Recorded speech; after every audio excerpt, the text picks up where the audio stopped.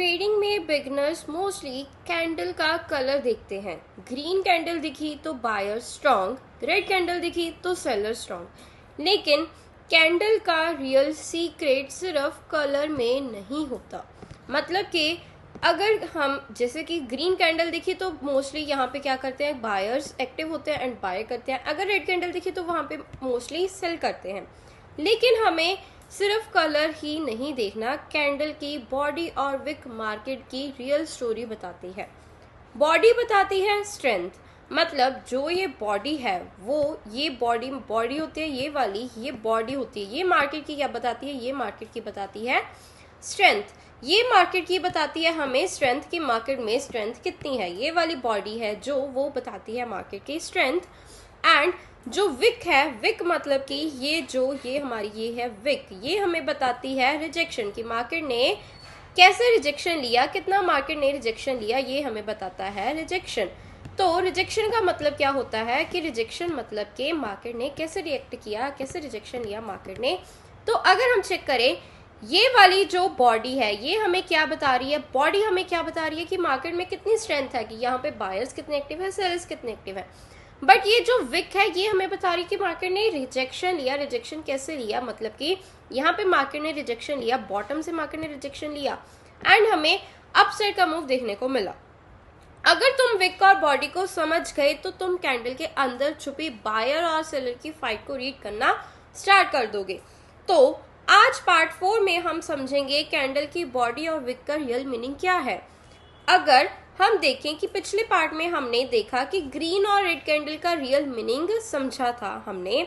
Green candle का मतलब buyer strong हो सकते हैं एंड रेड कैंडल का मतलब होता है कि सेलर स्ट्रांग हो सकते हैं। मतलब कि ये वाली ग्रीन कैंडल है जो वो बहुत बड़ी है, कि बहुत टाइम के बाद एक ग्रीन कैंडल हमें बहुत बड़ी देखने को मिली। यहाँ पे क्या होंगे, यहाँ पे हमें बायर्स जो होंगे वो हमें स्ट्रांग देखने को मिलेंगे, कि मतलब यहाँ पे बायर स्ट्रांग है।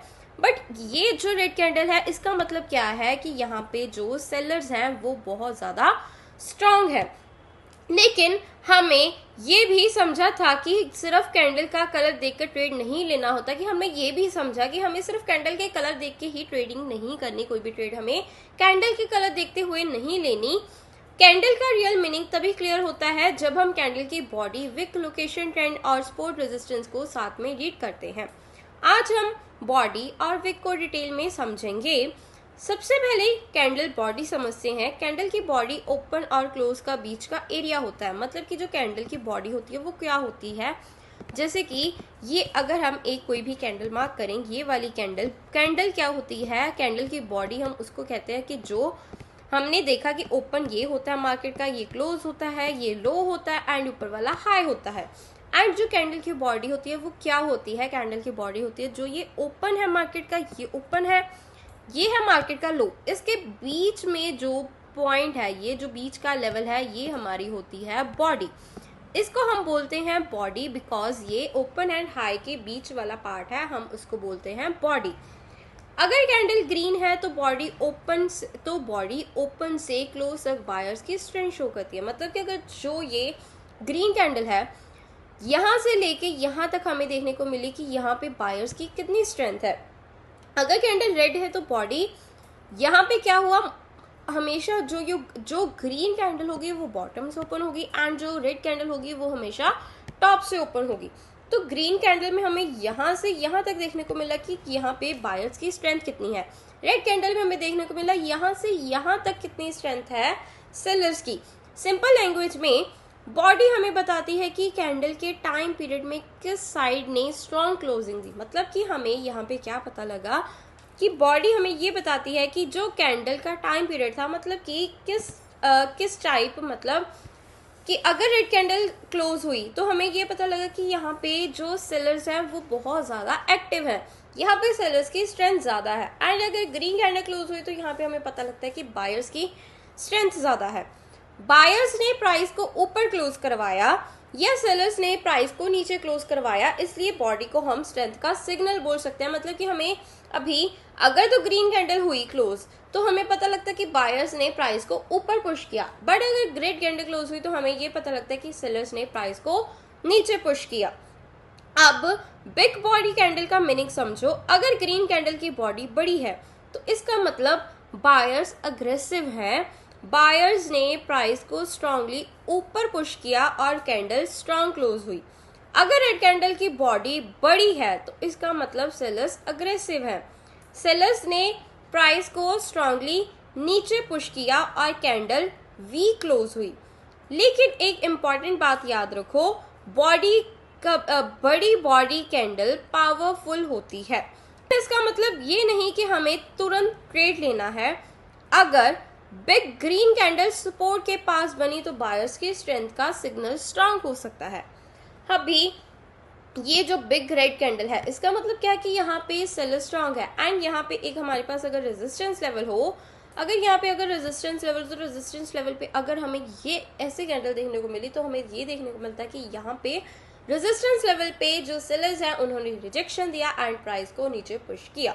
बट अगर ग्रीन कैंडल बनी, अगर हम देखें कि यही हमें सबसे बड़ी ग्रीन कैंडल देखने को मिल रही है अभी के चार्ट में, तो यहाँ पे बायर्स ज़्यादा अग्रेसिव थे, बायर्स की स्ट्रेंथ ज़्यादा थी, तो बायर्स ने क्या किया, प्राइस को ऊपर पुश किया।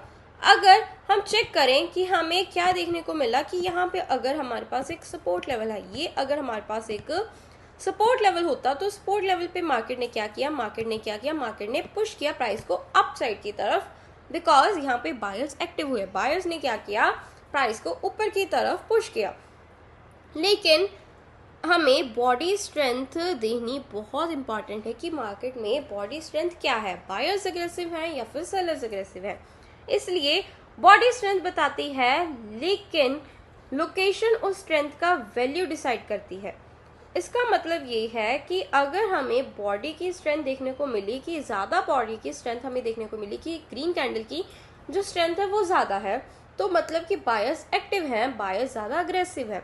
बट हमें उसकी लोकेशन भी देखनी है। अगर तो मान लो ये हमारे पास, अगर हम सपोज करते हैं कि हमारे पास दो लेवल्स हैं, हम पहले दो लेवल्स मार्क करते हैं कि सपोज करो ये आपके पास है रेजिस्टेंस लेवल एंड ये आपके पास है support level. And resistance support level का मतलब क्या होता है कि रेजिस्टेंस लेवल से मार्केट हमेशा डाउन साइड की तरफ मूव करेगी एंड जो ये सपोर्ट लेवल होगा वहां से मार्केट अप साइड की तरफ पुश करेगी। तो अगर हम इसको चेक करें कि हम इसको सपोज कर रहे हैं कि अगर मार्केट में जैसे कि ये कैंडल थी, हम इसको मतलब कि हम इसको कंसीडर कर सकते हैं कि यहाँ पे सेलर ज़्यादा अग्रेसिव थे, हम यहाँ पे अपनी सेलिंग की ट्रेड प्लान कर सकते हैं, हम सोच सकते हैं। बट अगर ये वाली कैंडल के अकॉर्डिंग या फिर ये वाली कैंडल के अकॉर्डिंग आप अपनी एंट्री प्लान नहीं कर सकते, बिकॉज ये मार्केट के बीच में रनिंग कर रही है कैंडल, तो हमें यहाँ पे कोई भी अपना लेवल मतलब अपनी कोई भी एंट्री प्लान नहीं करनी, बिकॉज ये मार्केट बीच में मूव कर रही है सपोर्ट एंड रेजिस्टेंस की। हमें क्या करना है, हमें वेट करना है कि जो प्राइस है वो सपोर्ट या फिर रेजिस्टेंस तक आए, तभी हम अपनी एंट्री प्लान करें। अगर हम चेक करें ये वाला लेवल है जो ये सपोर्ट लेवल, वो हमारे पास ब्रेक हुआ, हमें दिखता है कि हमें यहाँ पे मिला कि ये जो सपोर्ट लेवल है वो ब्रेक हो चुका है। तो यहाँ पे जैसे ही सपोर्ट लेवल ब्रेक हुआ तो हमें क्या देखने को मिला, यहाँ पे सेलर्स बहुत ज़्यादा अग्रेसिव हुए, सेलर्स एक्टिव हो गए एंड हमें बहुत बड़ी रेड कैंडल देखने को मिली एंड प्राइस बहुत ज़्यादा नीचे पुश किया, इस सपोर्ट लेवल के नीचे हमें देखने को मिला प्राइस।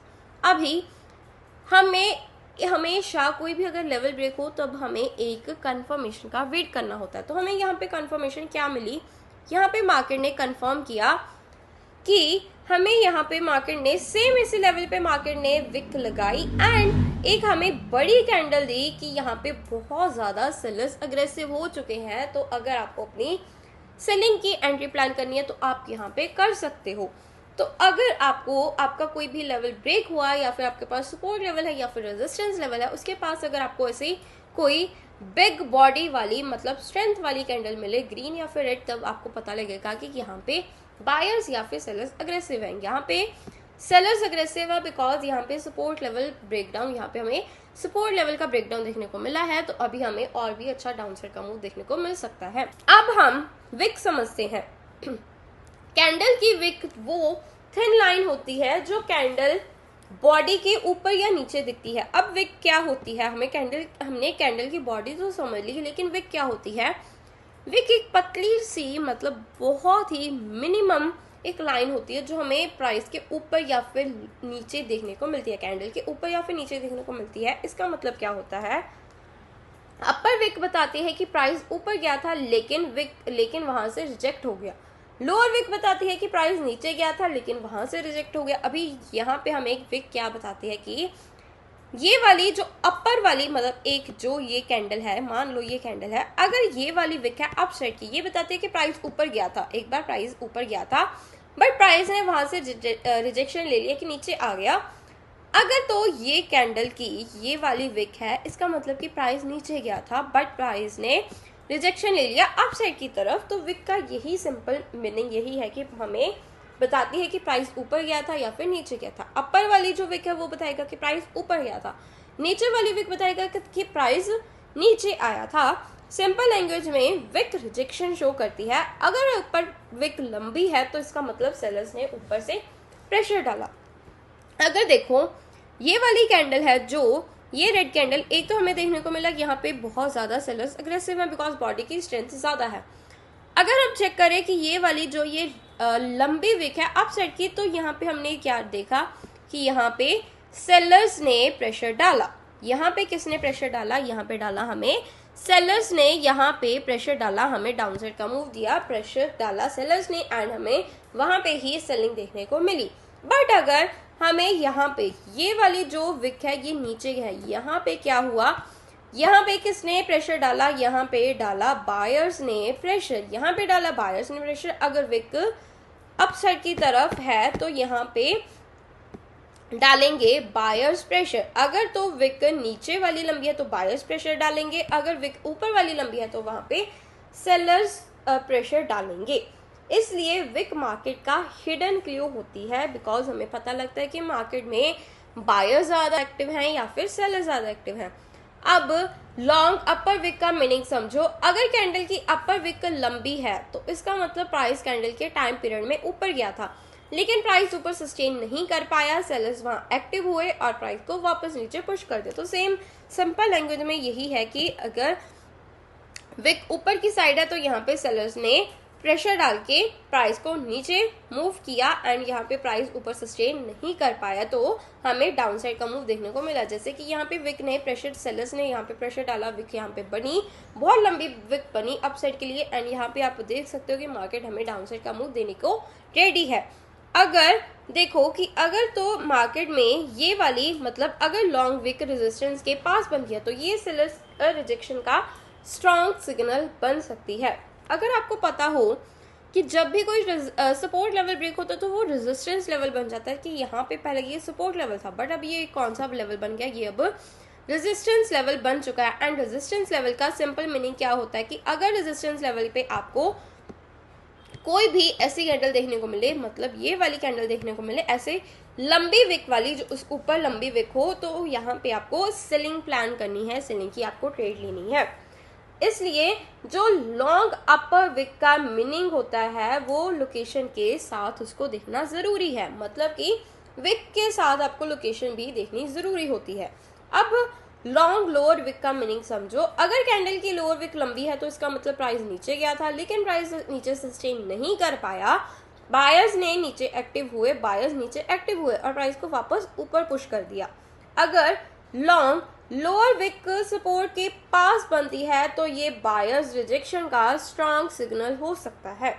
लेकिन अगर वही कैंडल रैंडम एरिया में बनती है तो उसका मीनिंग वीक हो सकता है। इसलिए कैंडल की शेप इंपॉर्टेंट है लेकिन कैंडल की लोकेशन उससे भी ज़्यादा इंपॉर्टेंट है। मतलब कि जैसे कि अगर तो विक ऊपर साइड है तो हमें रेजिस्टेंस लेवल का वेट करना है, वहां पे आपको सेलिंग करनी है। बट अगर जैसे कि यहाँ पे आपके पास सपोर्ट लेवल है, ये आपके पास क्या है, ये आपके पास सपोर्ट लेवल है, यहाँ पे क्या हुआ, सपोर्ट लेवल पे आपको क्या देखने को मिला कि ये जो ग्रीन कैंडल थी, क्योंकि ये सपोर्ट लेवल के पास ही बनी, यहाँ पे ग्रीन कैंडल की विक नीचे थी एंड आपको देखने को मिला कि यहाँ पे बायर्स ने प्राइस को ऊपर पुश किया, सेलर्स ने यहाँ पे रिजेक्शन लिया एंड बायर्स ने प्राइस को ऊपर पुश किया। तो अब अगर आपको कैंडल की बॉडी या फिर विक देखनी है तो उसके साथ आपको लोकेशन भी देखनी होगी। ये आपके पास है, मान लो ये आपके पास है resistance level, and resistance level के पास आपको सेलिंग देखने को मिलेगी, रेजिस्टेंस लेवल के पास आपको सेलिंग देखने को मिलेगी, एंड ये आपके पास है support level, and support level के पास आपको देखने को मिलेगी बाइंग। यहाँ पे आपको देखने को मिली एक बाइंग, एंड यहाँ पे आपको देखने को मिली सेलिंग। तो ये इंपॉर्टेंट है, दो कैंडल्स आपके पास। रेजिस्टेंस के पास अगर आपको ऊपर की साइड विक लंबी दिखती है तो आपको वहां पे सेल करनी है, अगर सपोर्ट के पास आपको नीचे की साइड विक लंबी दिखती है तो आपको यहाँ पे बाय करना है।